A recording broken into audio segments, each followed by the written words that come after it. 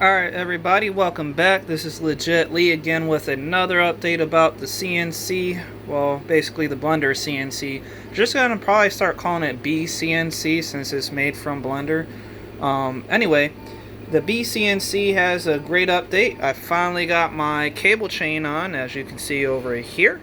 And we also have my laser engraver attached, and I'm running Inkscape on the surface.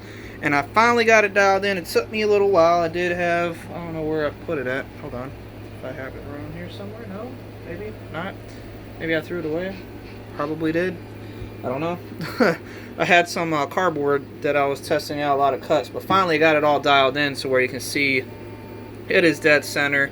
This was a pen mark that I did that was off right here, the second one. This one right here. But that center right there is definitely the center of this cutting surface area. I gave myself 5 millimeters from the wide, from front to back, worth of space before cutting. So that gives me some space just in case I have to surface and all that good stuff. It gives me 5 millimeters worth of space to cut. And then same thing over here. Gave myself a little bit of room before it gets over here to the aluminum excursion, which is 20 by 20, or at least 20 by 40, but since it's 20 millimeters worth, so I gave myself a little bit of space. Starts over here, works its way down here. I believe it's 490 by 460, if I'm not mistaken. Can't fully remember, but I'll give you guys the information later. Once we make the video, the detailed video. And so right here we have a 60 millimeter box laser cutout, and we have a 100 millimeter box laser cutout. The reason why I did 60 is because I was testing out 60. I should have probably did 50 to have made more sense, but it's fine. I don't mind it being 60. It's not a big deal because it doesn't really matter. Once I surface this board anyway, it's not even going to be there anymore. It was all just a bunch of testing purposes. That's why I didn't care about drawing on here and all that, because the surface bit's going to take all this top layer away, because it's going to go down probably like a good 2 millimeters, I want to say, just to make sure it's nice and smooth and flat. Anyway, for the laser, I actually got some setup G-codes here, or at least some custom commands. That's the actual the custom command is actually in Octoprint, where you have to download this plugin called custom commands. So I have these custom commands for everything, basic CNC controls and CNC controls here. And then for the basic one, we have right here it says center laser, which puts the laser diode straight to the center of the bed. Which is great. So if I start using Fusion 360, I can start cutting directly from the center, and I'll know center all the time. For some reason, I was having issues with Fusion 360 because I can't find the laser cutter tab in there. I see all these videos of people using laser cutter and stuff with Fusion, but they're old because the tab is no longer there, so I don't know where it's at. I have to look for it, I guess. Anyway, so I have that one for Fusion, but then I have one down here for Inkscape, if you guys can see. It says Laser Cutter Home Inkscape. So what this does, it homes the printer all the way to the 0 position. Then it moves the laser head up from the home of the Z-axis from 0 to 25. That's where I have my focus beam at. So it goes up to 25 millimeters and is focused at that specific point to make sure it can cut into stuff like this. And so we're at 25 for the height, and then it moves over 8 millimeters over to the side. So I'm going to show you guys really quick when I click it. So you can see it's starting to home, clicks down over there, and then this one's going to do a home. It's going to click down here at the end.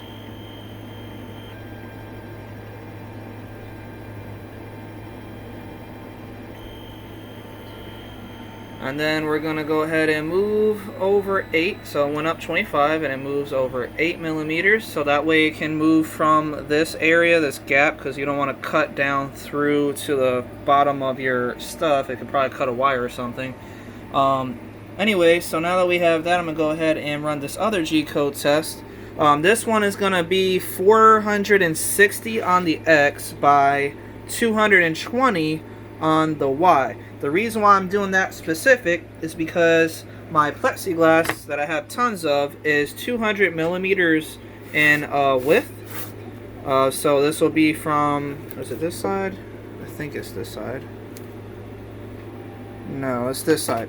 So this is 220 millimeters long. So we have 220 millimeters on the Y, and then 460 on the X. So I have plenty of them. They're really long pieces, so I have to even cut it to fit on here. But they're fine. I just want to see where I have to place them at for the center. So this helps out a lot when I'm starting to cut into stuff. So I'm going to go ahead and run the code now so you guys can see everything working. At least the G-code, the file. So I'm going to go to 460 by 220, press print, and then it moves from that position over here. And then, well actually it'll probably move all the way up to the front and start cutting up here first and then make its way this way. Because it does counterclockwise, which I prefer it that way anyway because I'm used to counterclockwise. When it comes to milling on here, it's better to go counterclockwise because you're going this way. It's going with the machine, so it kind of helps cutting out stuff because the bits go clockwise to cut, so counterclockwise helps with the cutting, I guess. Oh no, it's easier and better for the machine. So counterclockwise for laser cutting is easier on the machine as well, obviously. I have my laser glasses on and there's nobody in the room with me, so I don't have to worry about anybody having any damages done to their eyes. This can hurt your eyes, guys. You need to wear protective goggles. Goggles aren't expensive. Usually when you buy a laser cutter, usually when you buy a laser cutter, it comes with goggles anyway. At least you should get a pair that comes with a laser. This is a 5-watt laser, so it's pretty powerful. And another thing I want to mention is this is a 24-volt system. So you have to adjust your power for your laser to where it needs to be at. This right here is a 5-watt laser, right? So it puts out 5 watts of laser cutting power at 12 volts. So I had to figure out how much voltage it needs just to etch something in. So this right here is at 50% power, and I wouldn't even say 50%. It's on a scale from 0 to 255 because that's what it reads in bits, and it's 8 bytes for a bit. So it does up to 255, which will be maximum power, which equals out to be 24 volts. So half of that, usually I've seen that a full 12 volts really would be 120. So, I mean, you could do 123 or something, which will give you exactly 12, but I just stick with 120 because I just knock off the 0 and then make it like 12 volts. That makes it easier on me. But 12 volts basically will cut anything out, and then I'm at 50 for this etching right here, which is doing pretty well. I think it looks pretty nice. And I have 2 passes for this as well, so it's going to go down another pass. You guys can see that it's working awesomely, if I might add. I did a really good job on designing all this, guys. It took a while. I'm getting there. Like I said, now I'm like 95% done. The only thing really that I have to do now is drill the holes out, surface this bed, and then because I have another bed, but obviously on the other videos, but I took that one off because obviously I want to have a nicer one. So I have to drill holes out of that one, surface that one, and then I need to get the X's cable chain on, and I'm still trying to figure that out, the cable chain issue. I think I'm probably going to wind up drilling like underneath, or right now how I have this cable chain set up, if you guys want to know. This one has a bracket that I 3D printed, and I drilled like 2 holes through because I wasn't sure where the mounting holes were when I first got the cable chain and everything. So I had to wait for that, and I already designed the part, so I just drilled the holes out to make it easier. So I drilled 2 little holes out to attach the cable chain end piece to this. I had to break the cable chain off because it was way too long, and then after that I attached the back part of it. I don't know if you guys could see that, but there is a red zip tie that goes through this motor spacer here that I designed.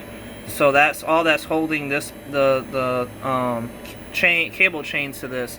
I didn't really see the point of me trying to print out another one of those motor spacers with the hole attachments, because honestly I didn't really see the point. The cable chain's working just great, and it's a simpler, quicker solution, and you can't even see it unless you're actually trying to look at it. And the cable chain looks really nice. I mean, it's the cheapest one you can buy off Amazon. I think it was like $7 for like 1,000 millimeters or something. I still have plenty left over that I'm not even using for this right now. And the price is going to be the same thing for the X when I get the X cable chain on there. And if you guys have any suggestions on how I make the X cable chain attach, I'm thinking, me personally, I would do like underneath this piece, the ABS, not the ABS, but the PLA black carriage.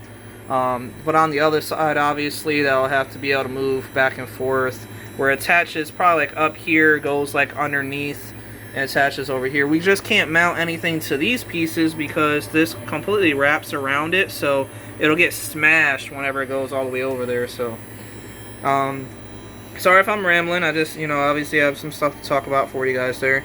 But I did really good, guys. Now it's coming up to the end here, and then you can see we got the back and the front, and it's doing the second pass, and look how accurate that is.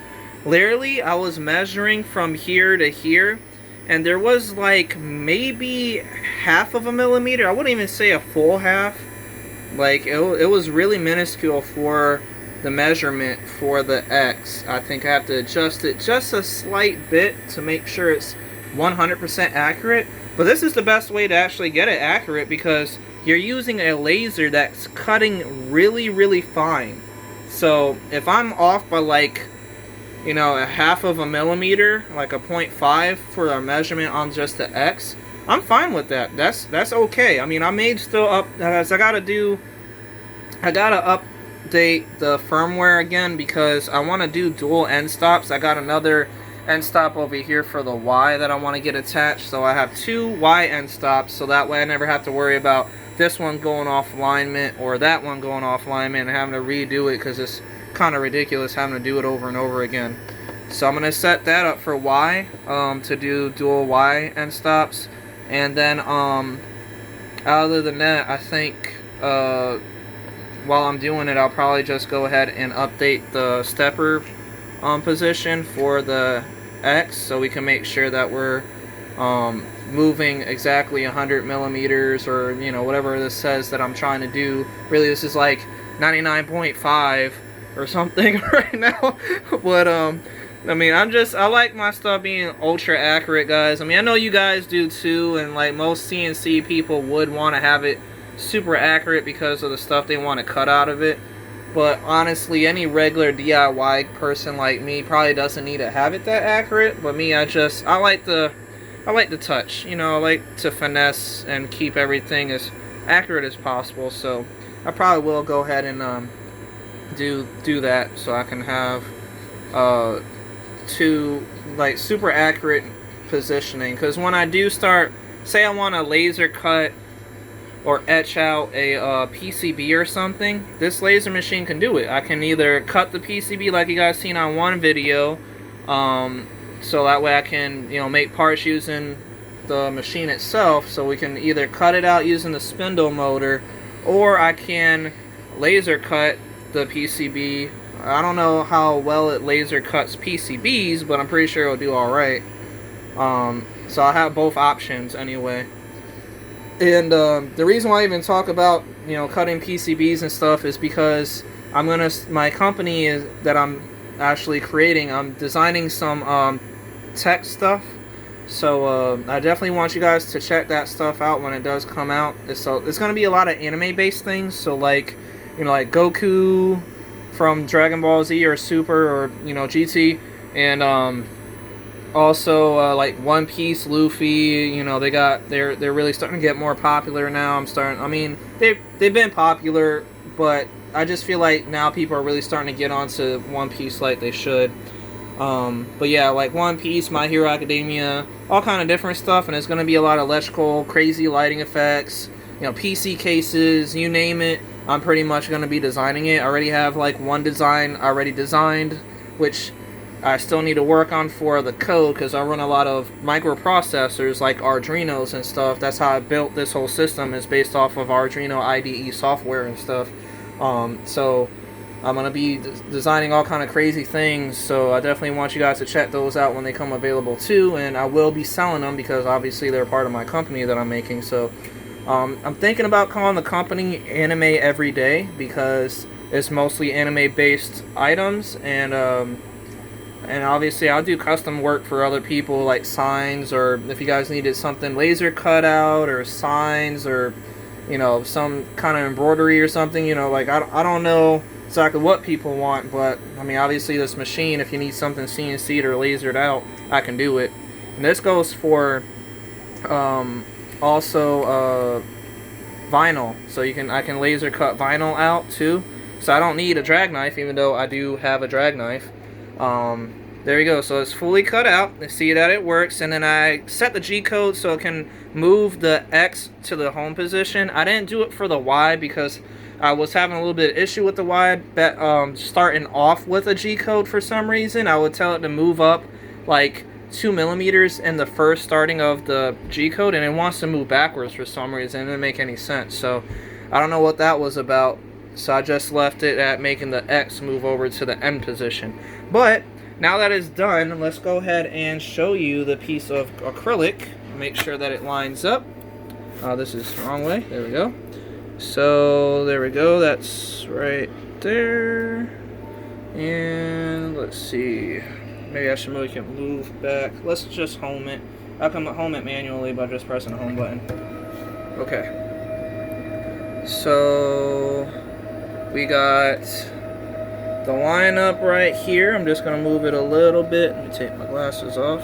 Okay. That laser is super clean cut too, man. I love it. And it was not even that expensive. I bought it from like America, and it costed like $76.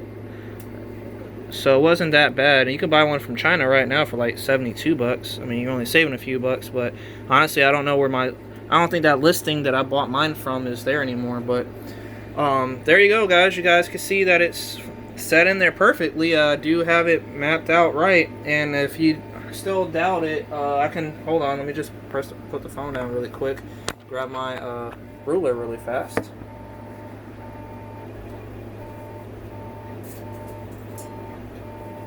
So remember, I said it was gonna be 460 on the X. So if I move this here and here.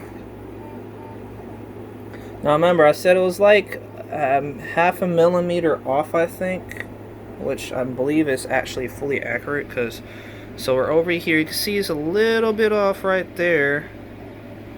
So like it's slight, it's very slight. And you can see 460 right there, so that's like a half a millimeter, I would say. Not even a full millimeter, like a half, I think. But that is super close, guys. Like 460 with a small dot laser beam. And you can see that the machine is doing some like wobbliness for the going back and forth, like for these rods. I don't know if it's, I'm not sure. I'm not sure why it's doing that, because it's pretty sturdy, guys. Like, I got this thing pretty solidly built, but for some reason when it moves, it's like wobbling a little bit, and it's making these weird little ripples. I mean, you can only see it in the laser cut. That's why, you know, when it comes to lasering out something on a CNC, it can really give you all the information you need, obviously. When you're cutting with a bit, you may not see that because the bit is spinning at a high rate, so it may just barely skim over it, but you can really see the wobbliness inside the laser cut because it's trying to draw out a straight line. But the X is fantastic. I mean, I don't see any kind of ripples or anything inside my X, so that's good. Nice and straight. The only thing I have wrong is the Y is a little wobbly here, and you can see it's only on the Y for sure, because even this side is a little bit off. Like, not off, but like wobbly. So Anyway, guys, I hope you guys liked the video. Please like, subscribe to my YouTube channel, and definitely check out anything about this machine on the Facebook group as well, Blender Designs IRL. Appreciate everybody checking out all my videos out. I'm sorry this one was kind of long, but I want to make sure you guys got to watch the full live view of me laser cutting out that square.